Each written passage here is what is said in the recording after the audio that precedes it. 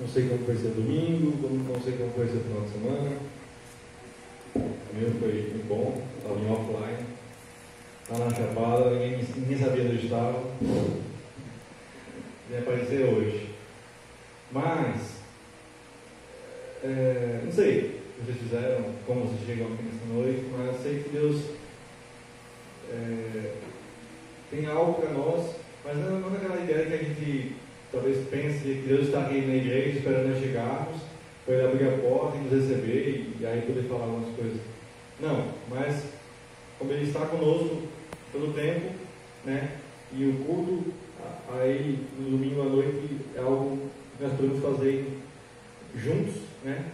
Na congregação, e podemos adorar a Deus juntos.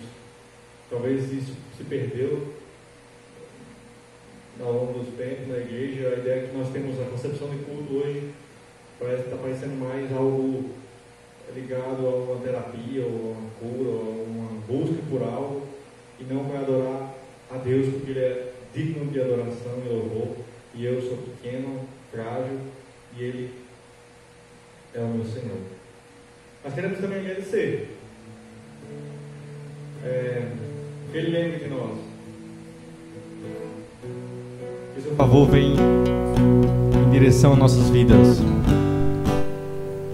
Cante com alegria.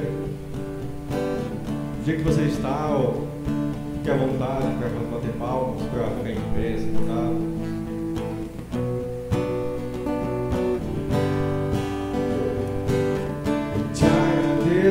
Deus, por se lembrar de mim, pelo teu favor, é o que me faz crescer. Eu vivo pela fé e não vacilo, eu paro, não desisto. Sou de Deus, sou de Cristo. Você mudou a minha história e fez o que ninguém podia imaginar. Você acreditou, isso é tudo.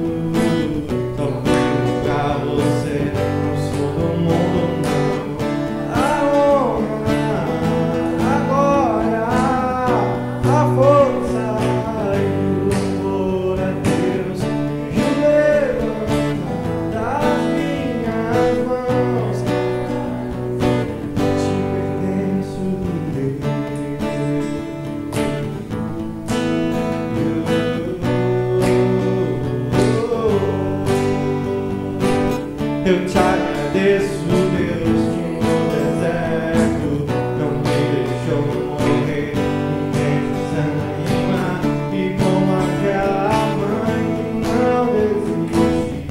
Você esqueceu, você insiste, você mudou a minha história e fez o que ninguém podia imaginar. Você acreditou.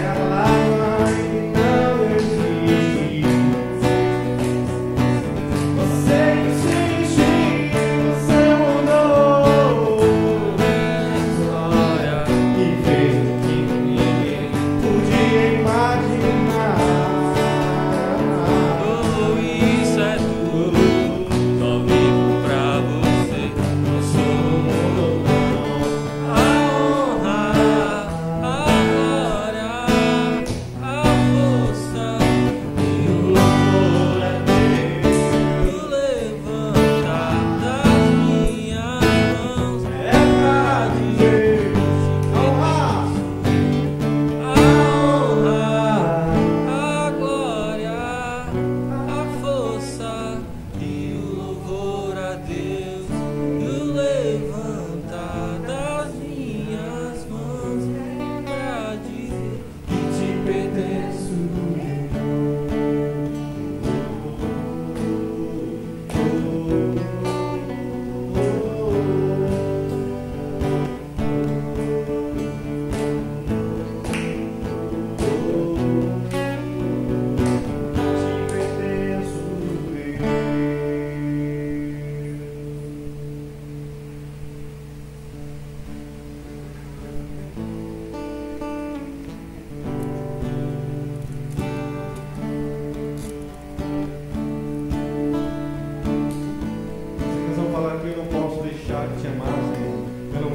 lugar de adorar.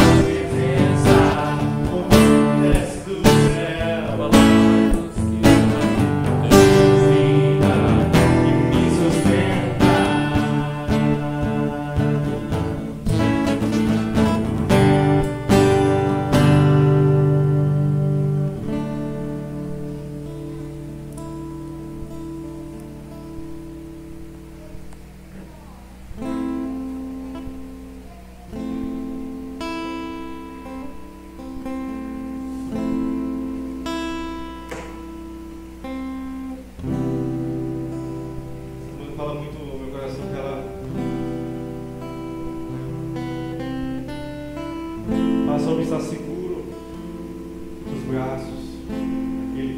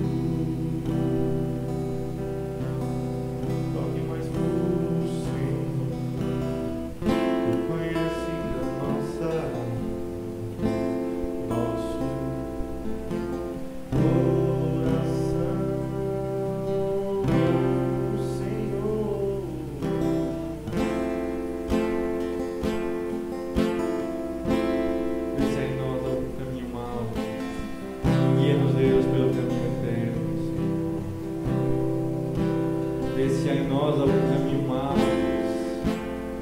guia-nos pelo caminho eterno. Teu toque pode transformar, limpar, tratar as feridas, Senhor, os medos, as nossas loucuras, as nossas insanidades, as nossas ofensas a Ti, nossos pecados para com nossos irmãos, as feridas abertas por relacionamentos complicados, as famílias turbulentas, sofrimentos com doenças, Senhor, as atormentações mentais, Deus, pessoas que sofrem tanto, Deus, com isso, depressão,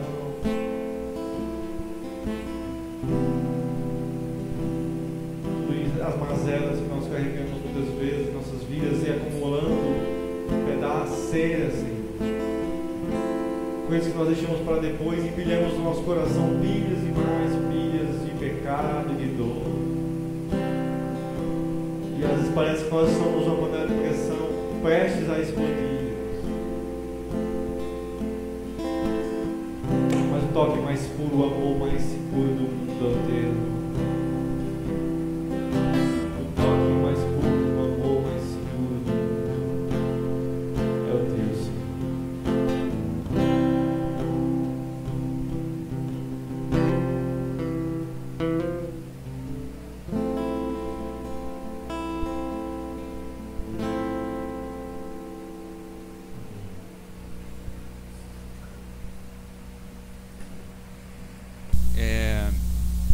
Então, essa mensagem, ela antecede um período de descanso que Débora e eu teremos a partir do dia 1º, na quinta-feira. E eu preciso falar sobre isso com vocês. Possivelmente eu vou ser muito mais rápido do que eu costumo ser. Eu sei, eu falo isso toda vez. Mas dessa vez é possível que seja verdade. Ok? Eu queria que vocês... Diferente do que nós costumamos fazer, queria que você abrisse a sua Bíblia em Marcos, primeiro capítulo. Quem tiver, Gilmar, por favor, você pode abrir Marcos capítulo 1. E eu vou pedir para você ler, Gilmar, para a gente, do 35 ao 38.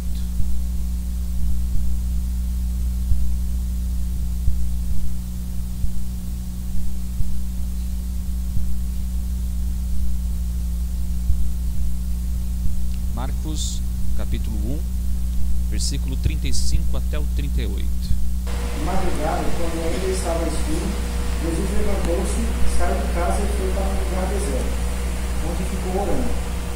Simão e seus companheiros foram procurá-lo, e ao encontrá-lo disseram: todos estão te procurando.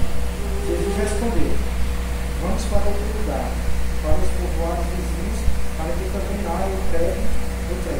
Foi para isso que eu vim. Até ali. Queria que você fechasse seus olhos. Deus, nós humildemente nos aproximamos, nos achegamos a Ti. Reconhecemos, ó Deus, o quanto somos pecadores, o quanto somos falhos e o quanto precisamos, Senhor, da Tua direção para observar essa palavra.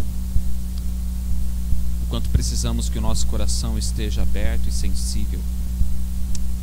Vem com Teu Espírito Santo, Deus, abra o nosso coração, nos torna sensíveis, Senhor, a essa mensagem, para que não haja interpretações erradas e nem equivocadas, mas uma mensagem clara que gere em nós um sentimento de mudança de hábitos, um sentimento de perdão, um sentimento de reconhecimento, para a Tua honra e glória, Senhor. Amém. Bom, nós, depois de hoje, nós nos veremos em novembro. Na primeira semana de novembro, nós estaremos aqui de volta, assim é o nosso planejamento. Mas essa palavra, ela me incomodou há um ano atrás. E intencionalmente eu quero falar sobre essa palavra com vocês. eu escrevi o que eu quero falar para vocês, porque eu não quero correr o risco de falar algo do qual eu não deva falar, ok? Talvez algumas pessoas vão entender ao longo da mensagem o que eu quero dizer com não quero correr o risco, mas eu quero que você mantenha o seu coração aberto, e eu quero falar sobre descansar em Deus. Eu sei que essa é uma frase que muitas vezes nós pensamos, é fato, a gente consegue mesmo descansar em Deus? A gente consegue, nos dias que nós estamos vivendo hoje, dizer é só colocar a nossa cabeça no travesseiro, no colo do Senhor e descansar? É simples assim? Esse negócio é uma utopia, é uma coisa que a gente imagina, a gente escuta as pessoas pregando, mas é real? É possível a gente de fato colocar as nossas preocupações e dizer: Deus, eu quero descansar em Ti? Isso é real? Sim, isso é real. O problema não está na dúvida se isso é real ou não. O problema está no abrir mão de fazer isso. Quanto mais nós abrimos mão de descansar no Senhor, mais nós desaprendemos a descansar no Senhor. E aí nós temos um problema,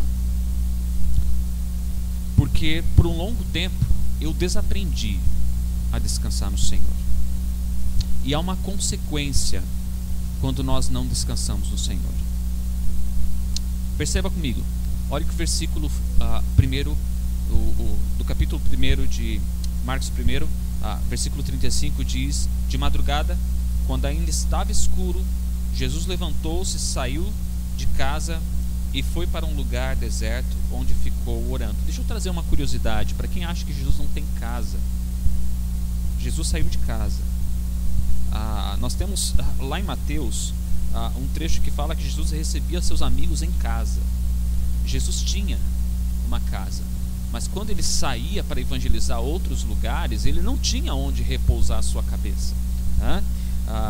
Mas aqui, fecha esse parênteses, essa curiosidade. Jesus se levanta cedo. Possivelmente ele não estava sozinho em casa, ele tinha mais algumas pessoas, mas ele se levanta sozinho e sobe até um local deserto para orar.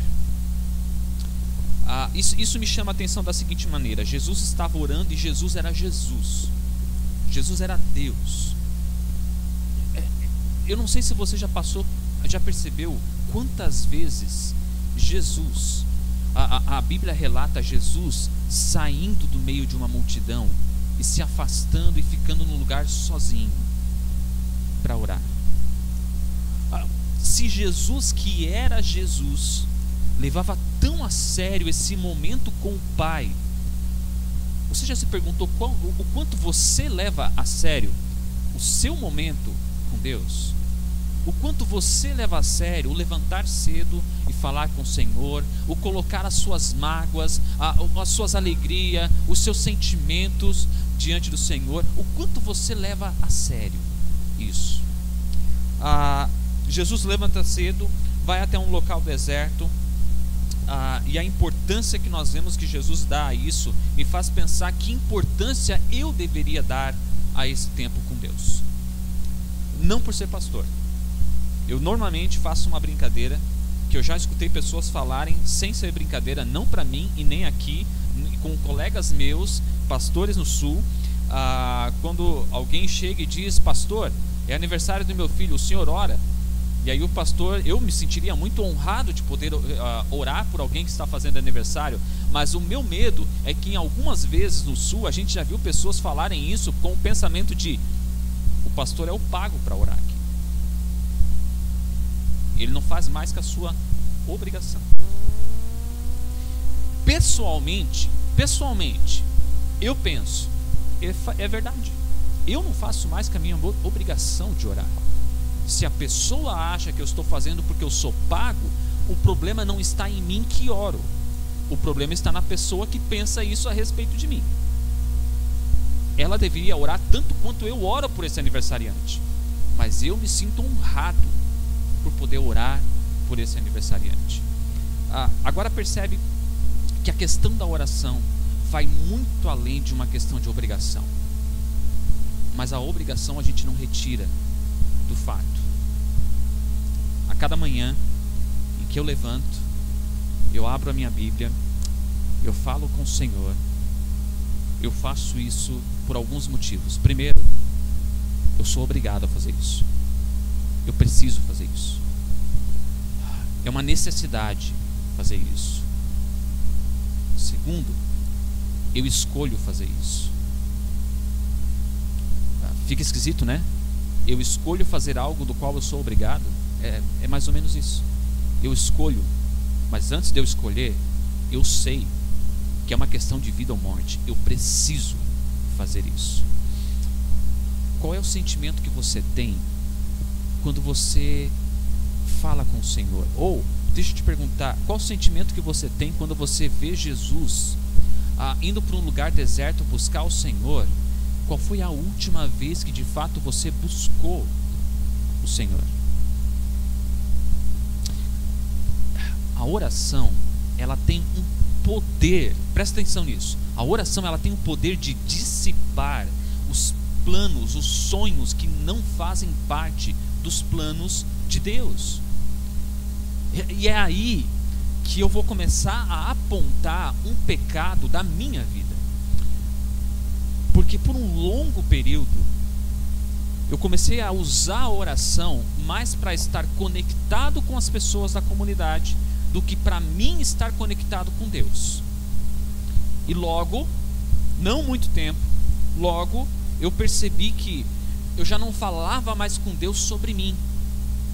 Eu já não falava mais para Deus o que eu sentia. Eu falava o que as pessoas viviam. E aí nós temos um problema muito sério.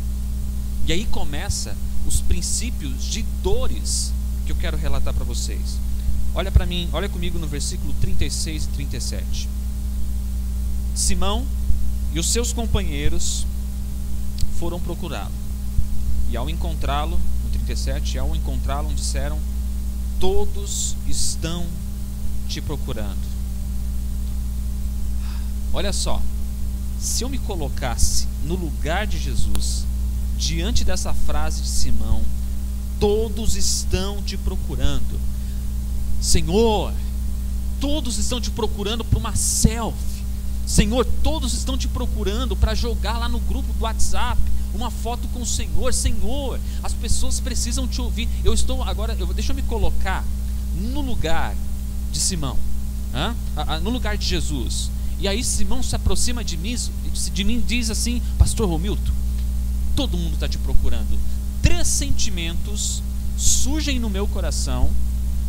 3 sentimentos correm o risco de fazer parte do meu coração diante dessa frase: todos estão te procurando. O primeiro sentimento é sentimento de culpa.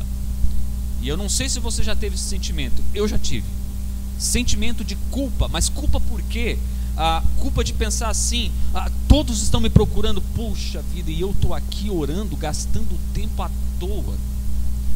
Eu devia estar com as pessoas, mas eu estou aqui lendo a minha Bíblia. Eu reservei a minha manhã para orar, mas quando as pessoas começam a me procurar, eu me sinto culpado, porque eu estava orando.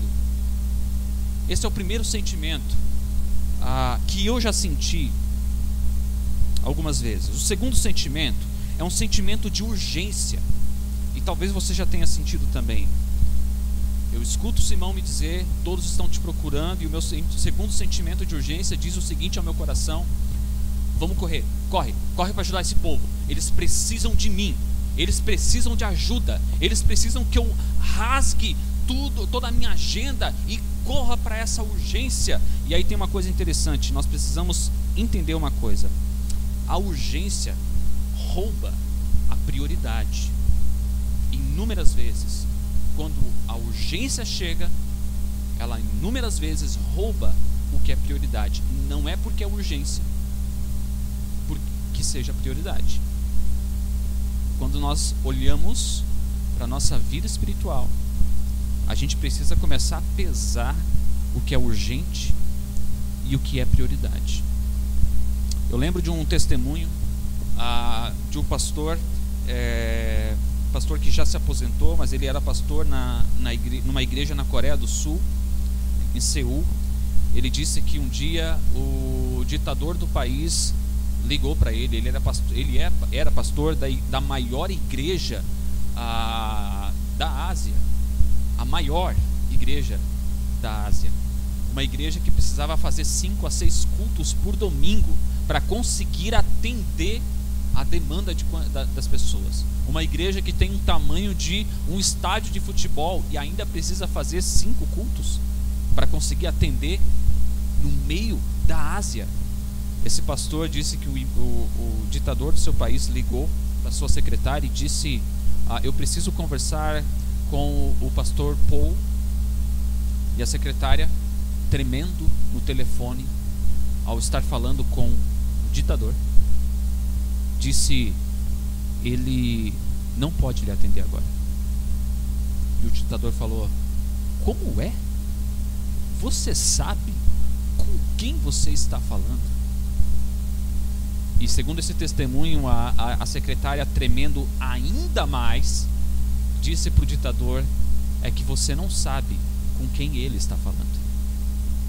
O ditador pensou: deve estar falando com algum presidente de algum país, deve ser alguma coisa muito importante. Mas ele estava falando com Deus. Percebe?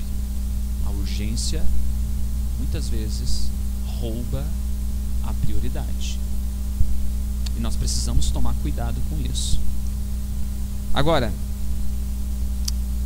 há um terceiro sentimento, e é o sentimento mais perigoso que nós podemos ter ao escutar Simão falando com a gente: todos estão à tua procura. Imaginem comigo, Simão chega para mim e diz: pastor Romildo, está todo mundo te procurando. Eu olho para Simão e digo: é? Eles querem falar comigo? É? Eles falaram assim mesmo: nós queremos o pastor Romildo, tá? Uau, Pedro, uau, Simão, nós deveríamos organizar esse sucesso. Nós deveríamos trazer as melhores câmeras. Nós deveríamos montar aqui uma assessoria. Nós precisaríamos montar um palco, um banquinho, um lugar, um ambiente bacana para que todo mundo possa me ouvir. Sabe por que esse sentimento é o mais perigoso? Porque quando nós achamos que a importância está na nossa pessoa e não naquilo que precisa ser pregado, nós corremos o risco de ter aberto mão de algo primordial lá no início, que era o que Jesus estava fazendo no início dessa história: orando. Quando Jesus é encontrado orando, essa frase de Simão para Jesus, dizendo: todos estão à sua procura, não tira o foco de Jesus, mas pode muitas vezes tirar o nosso foco, se nós não estivermos conectados ao mesmo Pai que Jesus está. A minha vida de oração, ela foi bagunçada há 1 ano atrás, quando o Oliver nasceu. Eu tive que aprender a rever o meu ministério, o meu tempo, o meu chamado, a minha vida espiritual, antes que eu colocasse em risco a minha vida, a vida da minha família e a vida dessa igreja.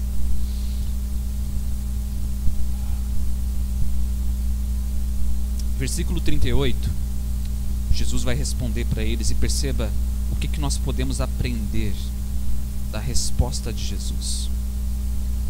Vamos para outro lugar, para os povoados vizinhos, para que também lá eu pregue. Foi para isso que eu vim. É verdade que muitas vezes a demanda do dia a dia nos rouba o nosso tempo com Deus. Talvez a demanda do dia a dia rouba o nosso tempo com Deus, porque o nosso dia não começou com Deus. Na verdade, não roubou, a gente deixou de lado. Eu sei que a questão da vida de oração é algo muito pessoal de cada um. Se você ora no fim do dia, se você ora no início do dia, se você tem disciplina na sua história de orar e ter o tempo com Deus na metade do dia, permaneça assim. A questão é que aquele momento estabelecido, se não estiver sendo guardado, ele é abandonado. E nós culpamos o diabo que roubou aquele tempo. Se você parar e pensar comigo, nós estamos falando sobre descanso em Deus. Olha só, gente, quando é que o descanso é colocado na história do mundo? É antes ou depois da criação do homem? Antes da criação do homem. Isso significa que o descanso também está antes de Gênesis 3, aonde há a queda. Antes de existir pecado no mundo, Deus já estabeleceu o seu tempo com a gente. Antes. O descanso em Deus não é para que você possa restaurar a sua vida e se livrar do pecado. O descanso em Deus é muito mais do que isso. Porque se nós não descansamos em Deus, nós estamos descumprindo um mandamento. Descumprir um mandamento para mim é fato, é pecado. Se você trabalha de domingo a domingo e você descumpre esse mandamento, é pecado.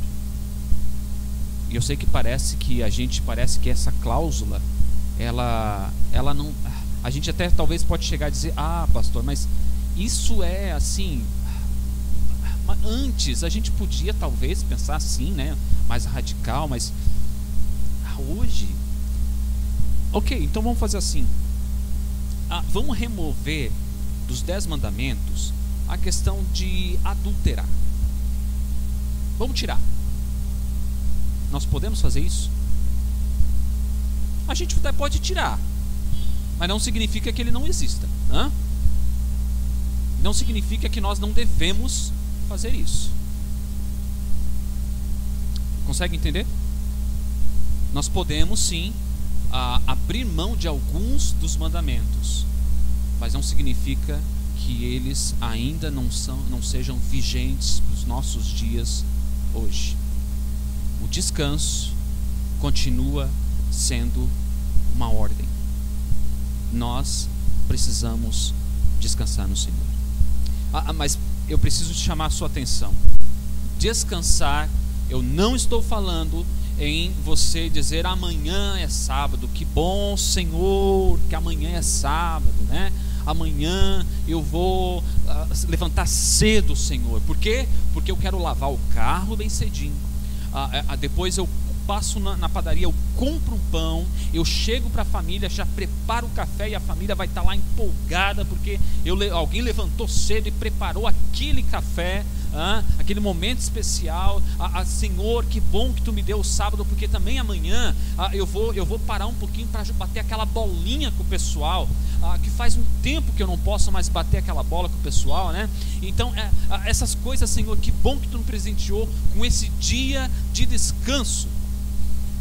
Não foi para isso que Deus separou esse dia. Não foi para isso. Deus separou esse dia para Ele, não para você. E a gente olha para o dia do feriado e pensa: esse é o dia que o Senhor nos deu. E o que nós fazemos? Nada em relação ao Senhor. Nós até acordamos cedo. A gente até pensa: poxa, hoje eu acho que eu vou me debruçar sobre o livro de Números. Quem aqui já acordou pensando: hoje eu vou me debruçar sobre o livro de Números? Aquele livro assim que você lê que nem come rapadura, né? Doce, perfeito, né? Quem leu já Números sabe do que eu estou falando, o quanto é bom ler Números, né? E você pensa, a piada é que não é bom ler Números, ok? Só para Vocês estão de máscara, eu não estou vendo o quanto vocês estão rindo. Eu queria só ter certeza que vocês entenderam a piada. E aí você até pensa, até planeja, até coloca na sua agenda que você vai gastar um tempo com Deus, mas o carro, a reforma, o futebol, poxa, o fim do dia já chegou, acabou, não sobrou mais nada. Quem disse que você não possa ter algo que você gosta de fazer? Quem disse que você não possa ter um momento que você... Mas a ideia de Deus é que de todos os dias que você vai trabalhar, eu quero que você guarde esse 7º dia, eu quero que você guarde um dia comigo, eu quero que você descanse em mim, eu quero que você aprenda a recuperar suas forças da semana em mim, eu quero que você aprenda a chorar comigo, eu quero que você relembre o porquê eu coloquei você aonde eu coloquei quando você volta para falar comigo. O problema é se nós não voltarmos, não prestarmos conta, não contarmos o que estamos fazendo. Quando Jesus é encontrado orando, ele fala para os seus discípulos: nós vamos para outro lugar, nós vamos lá pregar. Por quê? Porque foi para isso que eu vim. A agenda de Jesus não é determinada por uma pressão, por uma demanda. A agenda de Jesus é determinada pelo Pai. E nós precisamos fazer como esse Jesus. Eu preciso que você escute muito atentamente o que eu quero contar para você. Há um ano atrás eu tomei uma decisão. Eu decidi que eu não iria mais correr riscos com a minha vida espiritual. Eu decidi que eu não iria mais correr riscos envolvendo a minha família. E eu decidi que eu não iria mais correr riscos envolvendo essa igreja. Eu percebi que se eu não parar, se eu não descansar, eu coloco em risco essa igreja, eu coloco em risco a vida da minha família, e eu coloco em risco a minha vida. Quando o Oliver nasceu, eu precisei reconhecer os meus limites, para que eu não oferecesse a ele os riscos que eu estava oferecendo para mim. E logo após o nascimento do Oliver, quando eu retornei às minhas atividades na comunidade, nós tivemos uma franca conversa com o presbitério. Eu tive um momento de observar um ponto cego na minha história, e eu tive um momento de, depois de muita relutância, a Débora lembra que uma manhã, depois de uma noite mal dormida, e essas noites estavam cada vez mais frequentes, eu acordei pela manhã. Eu disse, a Débora percebeu que eu não estava bem, e ela perguntou se estava tudo bem. E nesse dia eu abracei a Débora e eu disse para ela que eu não aguentava mais. Eu disse para ela que estava muito mais pesado do que eu imaginava. E eu disse para ela que a culpa era minha, e que eu precisava mudar as minhas atitudes para que a minha família, para que a minha comunidade não sofresse consequências por causa da minha negligência e por eu não ter descansado quando eu precisava descansar no Senhor. E logo após conversar com a Débora, eu liguei para o meu mentor. Eu tive uma conversa muito longa com o meu mentor, nós chegamos à conclusão que eu estava acumulando algumas coisas que estavam dentro do processo de urgência e não de prioridade dentro da minha vida. E ele me disse para mim que se eu quisesse suportar o ministério por mais alguns anos, eu tinha que mudar radicalmente. E essa mudança envolve entender que eu não sou um super-herói. Entender que eu sou limitado. Entender que eu preciso parar. Esse tempo que nós iremos estar no sul, no mês de outubro, eu já conversei com alguns amigos. Eles já me esperam no sofá da casa deles para a gente conversar sobre pecado.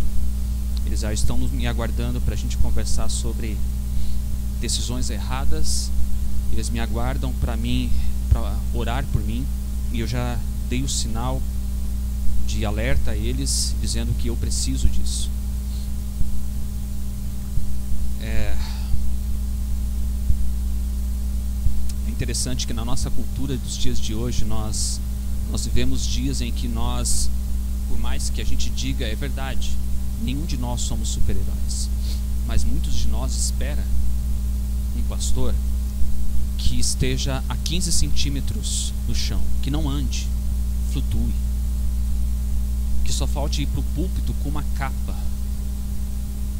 E por mais que muitos pastores dizem eu não sou esse, eles querem ser. E esse é um caminho rápido para a destruição. Percebe o que Jesus faz?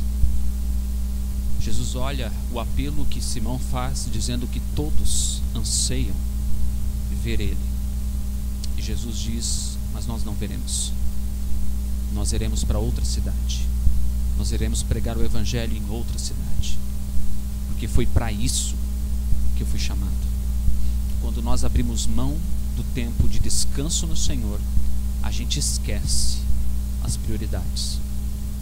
A gente esquece porque estamos aqui. A gente esquece porque fomos chamados. Porque somos cristãos. Quando nós abrimos mão de colocar a nossa cabeça no colo de Deus e falar com Ele, a gente corre um risco tremendo de se perder sem sair da igreja, e sair do caminho de Deus sem perder Jesus de vista, observando Jesus com binóculo.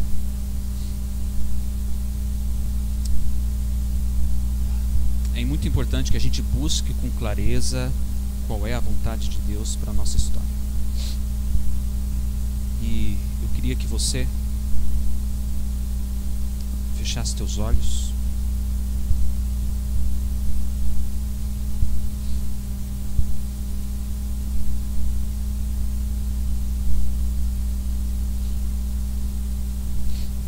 Eu queria que você falasse com Deus. Se você tem aberto mão dos momentos que você deveria estar com Ele, os momentos que você gostaria de falar com Ele, e você tem colocado inúmeras outras coisas no lugar, essa é a hora que você tem para falar: Deus, abre de novo aquela visão, Senhor, que eu tinha anos atrás. Traz a mim de novo, Senhor, aquela lembrança de como era bom eu gastar tempo contigo.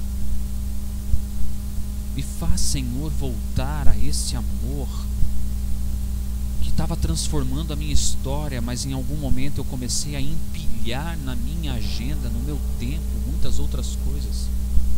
E eu te deixei de lado, Senhor.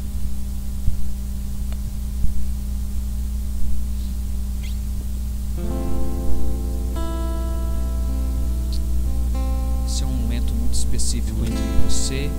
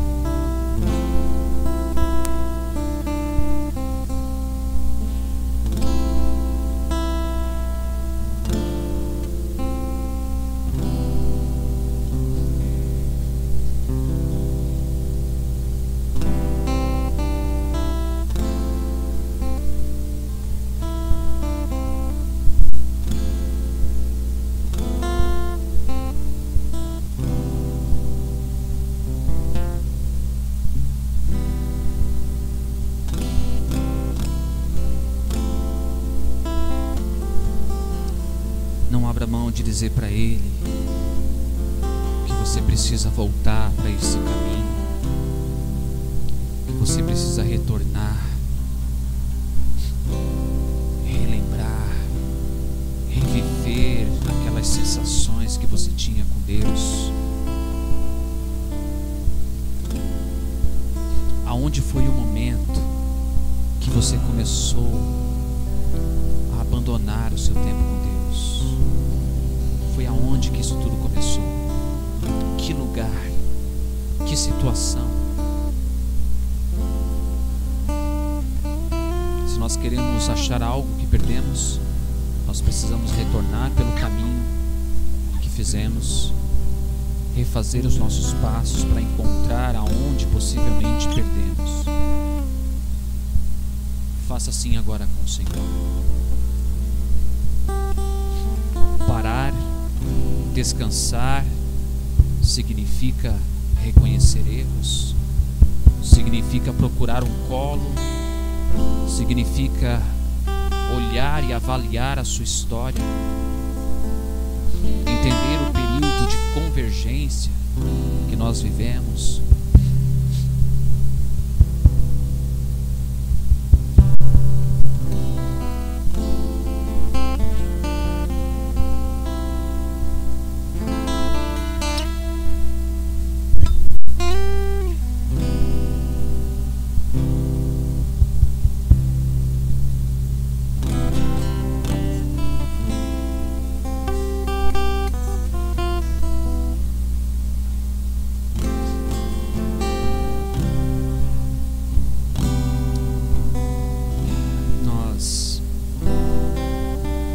Te agradecemos, ó Deus, porque por mais que nós abrimos mão de estar contigo, Tu continuas sendo o mesmo Deus, um Deus gracioso, um Deus amoroso, um Deus que nos conhece, um Deus que nos ama incondicionalmente, um Deus que derrama sobre nós uma graça imerecida, mas também um Deus que nos orienta, nos disciplina, nos coloca sobre o caminho e nos diz: vai.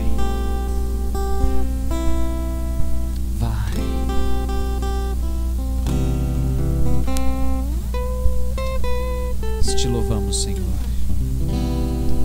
por essa noite, por essa celebração, e nós te louvamos por quem Tu és na nossa história. Te louvamos, ó Deus, em nome de Jesus. Amém. Amém?